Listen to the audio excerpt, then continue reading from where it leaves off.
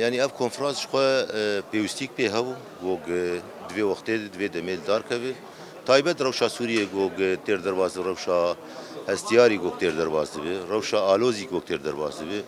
Got asta gotara dijitiyê û kînê bilind bûyî û ji dervê wêne komkujiyê gog çê dibin ji ber avê bigir heya Swêdar derkeve.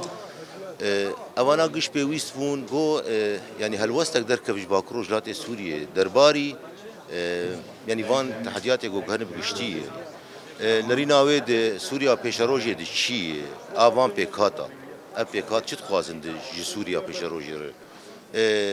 Wek sîstemek ku em dizanin sîstemek hebû ceme sîstema heyî sîstema rêveberiya Xweser û hêzek me leşkerî jî heyî. Ew sîstem xwe bi rê vebirî bi rengekî hevbeş bi pêkhatê Bakurê Jilatê Sûriyê giştî re û bi aştiyanê derbas bûyî û bi hevdûrê şerê trolê kirine û şerê yani çi dijîtiyê gog ji derve jî hatin wan bi hev re berevanî ber vê xakêt kirine. Ew nemûnake nemûna din ya Hêza Sûriya Demokratîk got tevî got yani di heykeliya xwe yê eskerî de, laşê xwe yê eskerî de hemû van pêkhata dîst pêk tîne. Got em ev pêkhat vî rengî helwesta xwe bidin got Sûriyekê bi vî rengî derbas bibe.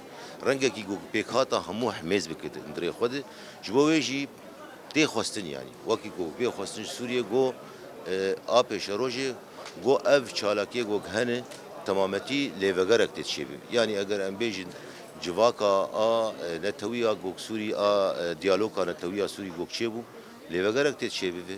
Elana destûrî lêvegerek tê çêbibe. Heta ev bûyerê got çêbûne, ev komkujiyê got çêbûne jî yani tehqîqek adil tê çêbibe û bi rengekî qanûnî serrast tê çêbibe. Yani evana giş nirîna wan in. Nirîna gog heyê bêtir derbarî çi? Derbarî gog Sûriyekê ninavendî û demokrat got hemû van pêkhata di hundirê xwe de hemêz bike. Yani beşên Sûrî giştî di hundirê xwe de hemêz bike.